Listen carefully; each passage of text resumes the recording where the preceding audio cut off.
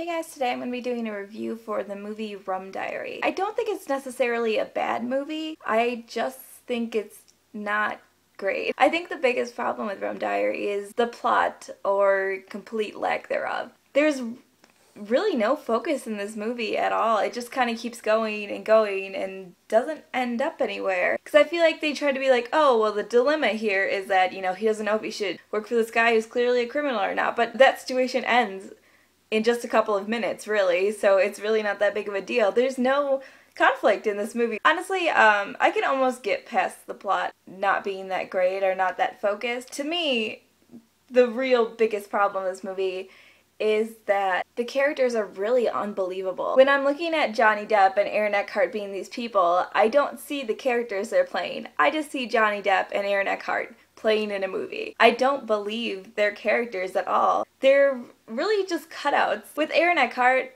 he's just a rich guy who also happens to be a criminal and a douche. He's really over the top as that character, and I think it's a little ridiculous how over the top he is. And I feel the same way about Johnny Depp, who's been playing the same character for a while now, and I'm over it. I'm really over Johnny Depp. I'm gonna be super honest with you, I don't find him attractive anymore. I think watching the sex scene in this movie was so unbearable because I'm just like, oh god, you're so old. You're so old. I don't know why a beautiful girl like Chanel would have anything to do with this guy. That's another thing that doesn't make sense to me. The relationship between him and Chanel. When did it happen? They had no reason to like each other. And then for them just to be at the end like, oh, and they ended up happily ever after. Why? These two characters barely know each other. They don't really have a lot of exchanges, and the ones that they do, it's not significant at all. It's kind of like he liked her from the start and she likes him.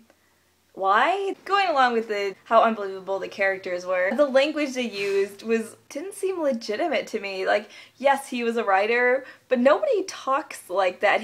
They all spoke in a kind of flowery language. I couldn't suspend my disbelief because they were talking in this way and they were acting in a certain way. I'm like, these aren't real people. These are just characters. So I really couldn't get into this movie. I couldn't suspend my disbelief to the point where I'm like, this could really happen. I would say it's an okay movie. It's not great. This is based on a book from Hunter S. Thompson, and if you're gonna watch a movie based on one of his books, watch Fear and Loathing because it's much more entertaining than this. So that's all I have to say. Next time I talk to you, I will probably be in Chicago, so yes, finally. Okay, love you guys. Bye.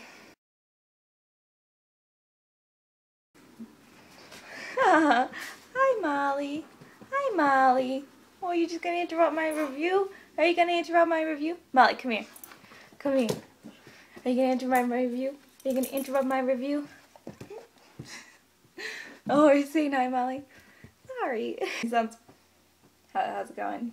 Is it going good? Good. I'm glad to hear that. I am glad to hear that.